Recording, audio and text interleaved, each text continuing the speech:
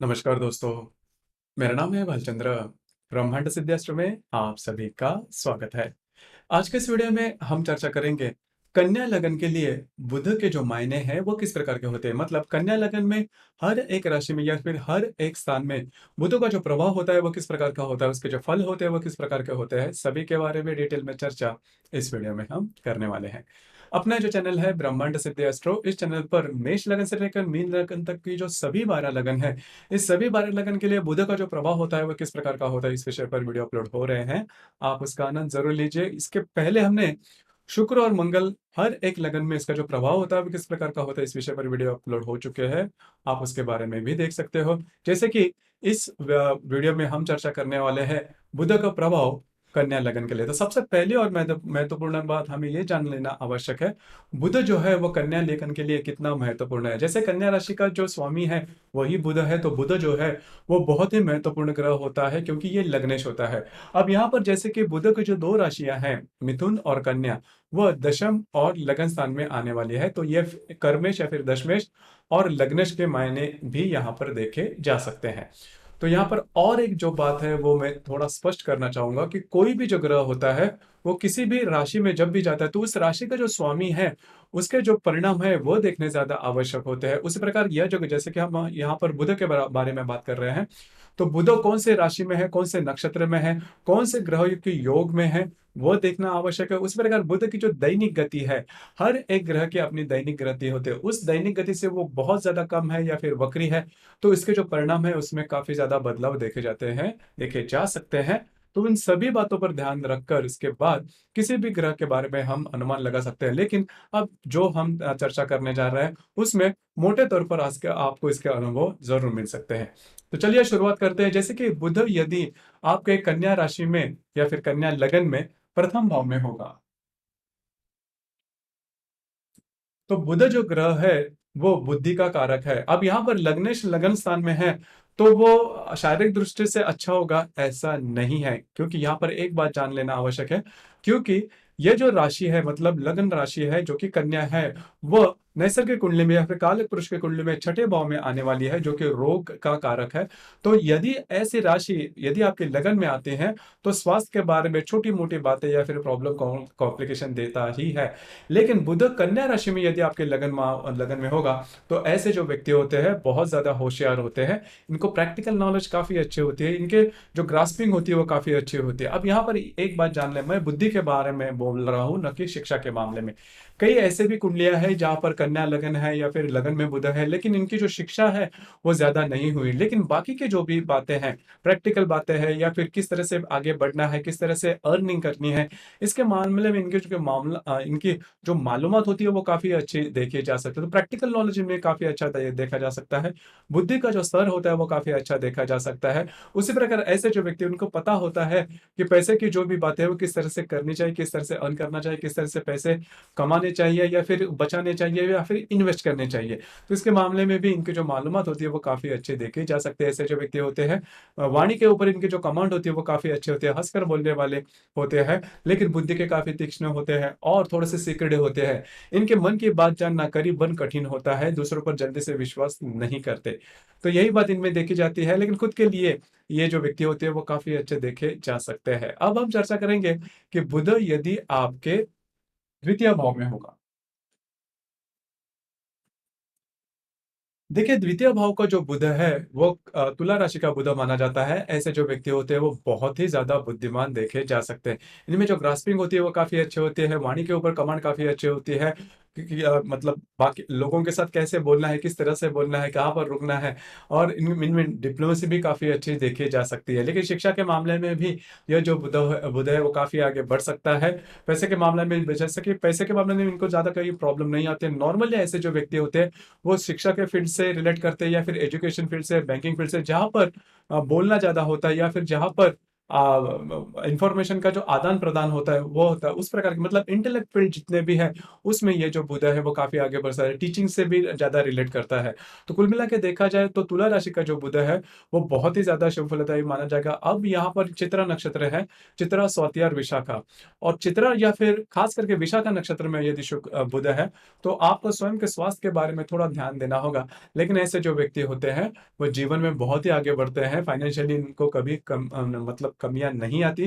तो जो द्वितीय भाव का जो तुला राशि का बुध है वो शुभ फलदायी माना जाएगा। अब इस बुध के साथ यदि शुक्र है तो ऐसी जो कुंडली है वो बहुत ही अच्छी मानी जाएगी। इनका जो फाइनेंशियल जो स्टेटस होता है वो काफी आगे तक होता है। तो कुल मिला के देखा जाए तो ऐसी जो कुंडलियां हैं वो शुभ फलदायी या फिर भाग्योदय कारक भी कही जाएगी। अब हम चर्चा करेंगे कि बुध यदि आपके तृतीय भाव में वृश्चिक राशि का होगा। देखिए, ये जो तृतीय भाव है इसे पराक्रम भाव भी कहा जा सकता है, या फिर कहते हैं, या फिर इसे विल पावर का भी भाव कहा जा सकता है। विल पावर मतलब आपके अंदर की जो क्षमता है, आप अंदर से कितने सक्षम हो, आप अंदर से कितने दृढ़ विश्वासी हो। तो ये जो बात है मतलब आपका जो इनर जो पर्सनालिटी होती है वो तृतीय भाव से देखी जा सकती है। तो यदि आपके तृतीय भाव में वृश्चिक राशि का बुध होगा तो ऐसे जो व्यक्ति है थोड़े से सिक्रेटिव होते हैं, इनके बारे में आपको जल्दी से पता नहीं चलेगा। इनकी जो बुद्धि होती है बहुत ही ज्यादा शार्प होती है, बहुत ज्यादा अलर्ट होते हैं। बातें किस तरह से करनी चाहिए, किस प्रकार से करनी चाहिए, इसके मामले में भी इनके मालूमात काफी अच्छी होती है। घूमना फिरना इन्हें काफी ज्यादा पसंद आता है। वाणी इनकी थोड़ी सी तीखी देखी जा सकती है। वक्र बुद्धि भी इनमें देखी जा सकती है। अगर ऐसा जो बुध है वो यदि विशाखा या फिर ज्येष्ठा नक्षत्र में होगा तो स्वास्थ्य के बारे में परेशानियां ज्यादा दे सकता है। स्किन एलर्जी या फिर सिर दर्द या फिर न्यूरोलॉजिकल डिसऑर्डर्स जिसे हम कहते हैं, मस्तिष्क से रिलेटेड जो भी बातें हैं उस प्रकार के प्रॉब्लम कॉम्प्लिकेशन इनमें थोड़ी ज्यादा आ सकती है। ऐसे जो व्यक्ति होते हैं इन पर विश्वास करना थोड़ा सा कठिन हो सकता है, क्योंकि बुद्धि इनके काफी तीक्ष्ण होते हैं और आपके मन की बात मतलब इनकी मन की बात आपको आप कभी भी समझ नहीं पाएंगे। तो ये बातें थोड़ी होती है उस प्रकार। यदि मतलब ये जो बुध है वो वृश्चिक राशि में, तो वृश्चिक राशि का जो स्वामी है मंगल, वो यदि आपकी कुंडली में अच्छा नहीं है तो फिर बातें जो है वो काफी ज्यादा कॉम्प्लिकेटेड हो सकते हैं, खास करके हेल्थ के स्तर पर। मतलब आपकी जो हेल्थ है उसके बारे में बड़े प्रॉब्लम कॉम्प्लिकेशन हो सकते हैं यदि जो मंगल है वो आपकी कुंडली में ठीक नहीं है, या फिर इस मंगल के साथ यदि बुध है तो। इसके बाद हम चर्चा करेंगे कि बुध यदि आपके चतुर्थ भाव में होगा तो चतुर्थ भाव का जो बुध है वैसे देखा जाए तो ये शुभ फलदायी माना जाएगा। घर का जो सुख है वो भी काफी अच्छा मिलता है। माता पिता का जो सुख है वो भी काफी अच्छा मिलता है। घर में सभी प्रकार के अधिभौतिक सुख के प्रति जो भी वस्तु होते हैं वो देखी जा सकती है। अब यहाँ पर धनु राशि में जो मूल नक्षत्र आता है वो थोड़ा सा कॉम्प्लिकेटेड हो सकता है, क्योंकि धनु राशि में यदि बुध है तो फिर स्वास्थ्य के बारे में परेशानियां दे सकता है। यदि किसी पुरुष की यह कुंडली है तो उनको लैंगिक समस्याएं भी आ सकती है, मतलब स्पर्म काउंट कम होना, स्पर्म सिग्नेटी होना, इस प्रकार की जो बातें हैं वो हो सकती है। विवाह सुख में भी ये जो बुध है वो बाधा ला सकता है। लेकिन गृह सुख के मामले में किसी बड़े प्रकार के प्रॉब्लम कॉम्प्लिकेशन नहीं आते। शिक्षा के मामले में अगर देखा जाए तो बौद्धिक स्तर भी काफी अच्छा होता है, शिक्षा भी इनकी पूरी होती है। तो यह जो फल है मतलब यदि मूल नक्षत्र में होगा तो ऐसे जो व्यक्ति होते हैं रिसर्च में काफी आगे जा सकते हैं, इनका बौद्धिक स्तर बहुत ही अच्छा देखा जा सकता है। अब हम चर्चा करेंगे कि यदि बुध आपके दशम भाव में होगा। देखिए पंचम भाव में होगा। देखिए पंचम भाव का जो बुध है वो बहुत ही ज्यादा शुभ फलदायी माना जाएगा, क्योंकि वो मकर राशि में आता है। लग्नेश यदि पंचम भाव में है काफी महत्वपूर्ण होता है। इनकी जो बुद्धि होती है वो काफी अच्छी होती है, सटीकता से काम करने वाले होते हैं, ग्रास्पिंग काफी अच्छी होती है। खास करके ऐसे जो व्यक्ति होते हैं वो नॉर्मली बिजनेस में काफी इंटरेस्टेड होते हैं और बिजनेस ओरिएंटेड ही इनका दिमाग होता है। उसी प्रकार इंटेलेक्ट फील्ड से जो भी क्षेत्र है उसमें आगे बढ़ते हैं। कमीशन से रिलेटेड जो भी बिजनेसेस है उसमें भी आगे होते हैं। इसमें इनमें पेशेंस बहुत ही अच्छा देखा जा सकता है। हालांकि संतान सुख में ये जो बुध है वो शुभ फलदायी माना नहीं जाएगा। मतलब दोनों के लिए, स्त्री और पुरुष दोनों के लिए, खास करके पुरुषों के लिए ये जो बुध है वो संतान सुख में का अच्छा नहीं माना जाएगा। अगर पंचम भाव का जो स्वामी है या फिर पंचम में जो शनि है वो यदि ठीक नहीं है, आपके कुंडली में उसकी जो प्लेसमेंट है वो यदि ठीक नहीं है, या फिर शत्रु राशि में है या फिर नक्षत्र में है, या फिर अशुभ ग्रहों के युति केंद्र प्रतियोग में होगा शनि, तो ये जो बुध है वो अच्छा माना नहीं जाता। लेकिन मोटे तौर पर अगर देखा जाए तो फाइनेंशियली ये जो बुध है वो बहुत ही ज्यादा शुभ फलदायी माना जाता है। अब हम चर्चा करेंगे कि बुध यदि आपके षष्ठ भाव में होगा। देखिए, षष्ठ भाव का जो बुध है वो कभी भी अच्छा नहीं माना जाता। इसके पहले भी हमने शुक्र के बारे में भी कहा या फिर चंद्रमा के बारे में भी कहा कि जो बातें हैं वो ठीक नहीं रहती। ऐसे जो खास करके बुध के बारे में देखा जाए तो जहाँ पर ये काम करते हैं, नौकरी करते हैं या फिर व्यवसाय करते हैं, वहाँ पर के जो लोग होंगे उनसे थोड़ा-सा बचना होगा। ऑफ़िस पॉलिटिक्स जैसी जो बातें हैं वो ज़्यादा देखी जा सकती है। सिर दर्द या फिर स्किन एलर्जी इस प्रकार की जो बातें हैं वो भी न्यूरोलॉजिकल डिसऑर्डर्स भी इनमें देखे जा सकते हैं। नमनेस आना या फिर न्यूरॉन्स से रिलेटेड जो प्रॉब्लम है वो होने इस प्रकार की बातें हो सकती है। जहाँ पर काम करते हैं वहाँ पर डॉक्यूमेंट से रिलेटेड कॉम्प्लिकेशंस भी देखे जा सकते हैं। तो कुल मिला के देखा जाए तो जो षष्ठ भाव का जो बुध जो कि जो कि कुंभ राशि में होगा वो नॉर्मली शुभ फलदायी माना नहीं जाता।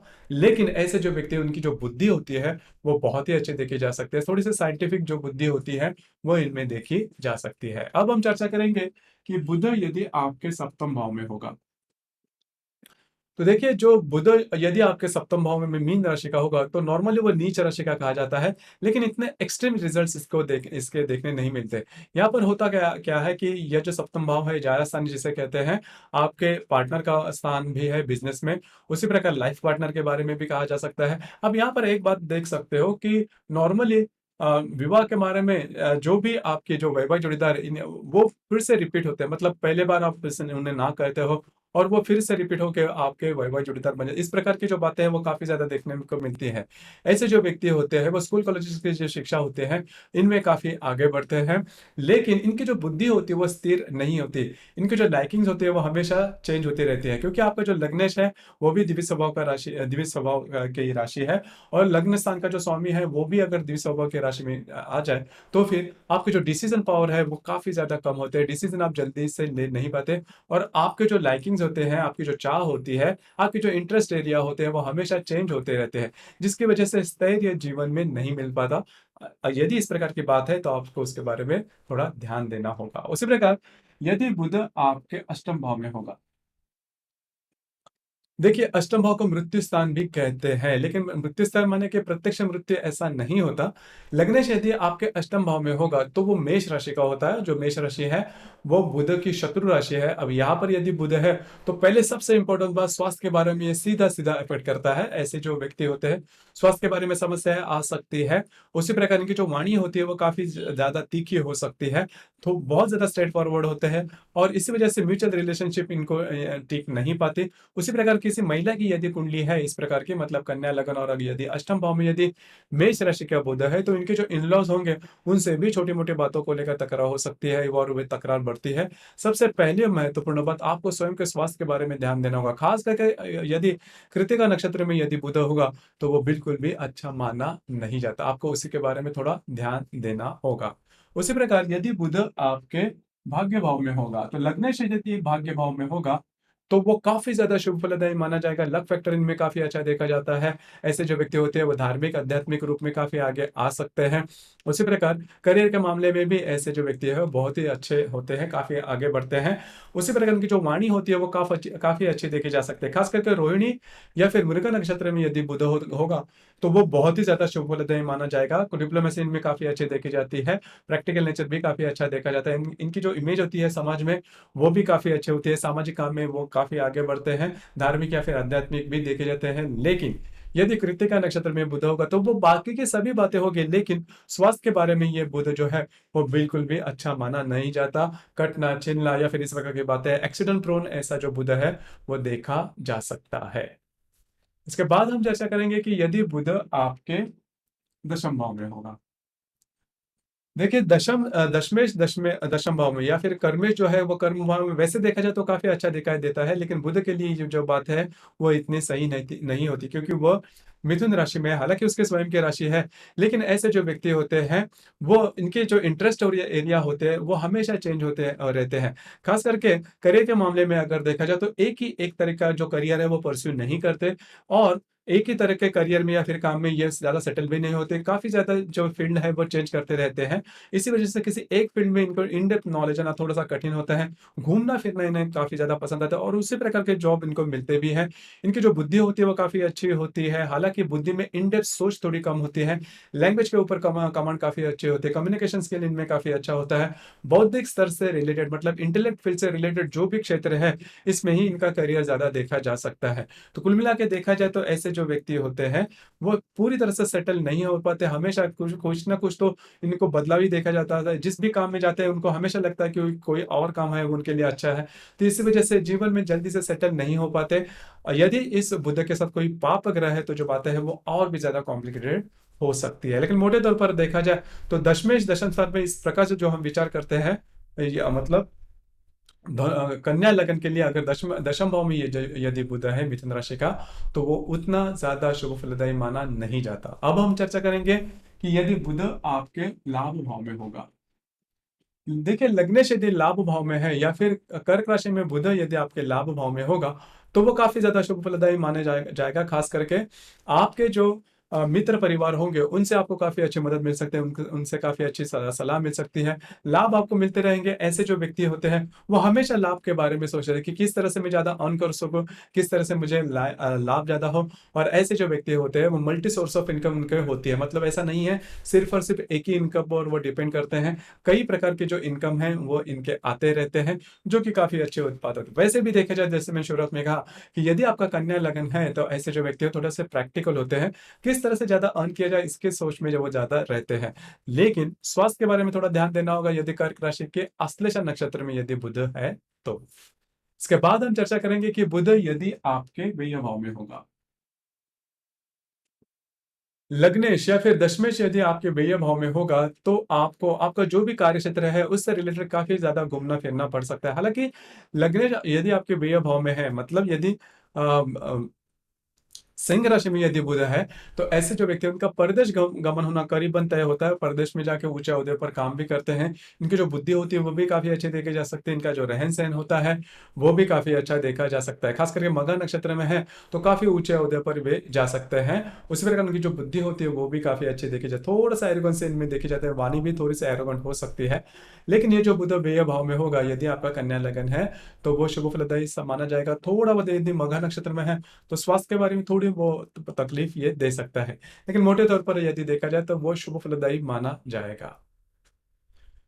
तो दोस्तों, ये था बुध कन्या लगन में हर राशि में या फिर हर जो स्थान है उसमें उसके जो प्रभाव है वो किस प्रकार के होंगे, इस विषय पर चर्चा। आपको ये वीडियो कैसे लगा, आपने किस प्रकार से अनुभव किया, नीचे कमेंट बॉक्स में जरूर कमेंट करना। और अपना जो चैनल है ब्रह्मांड सिद्धि एस्ट्रो, इसे भी लाइक शेयर और सब्सक्राइब जरूर करना। धन्यवाद।